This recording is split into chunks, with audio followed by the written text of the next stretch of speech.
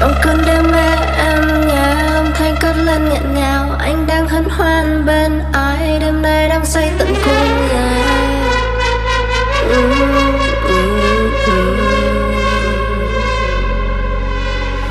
Không gian xung quanh bao la, đôi tay vẫn luôn gọi mời, nhưng anh đâu hay yêu anh, em không bao giờ.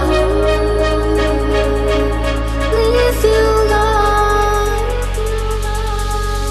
Một lời cứ nói hết thành câu, yêu nhau sao ngại ngần, cứ nói hết với nhau dù cho người đến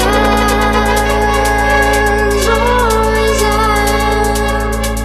Đừng nhìn em như thế,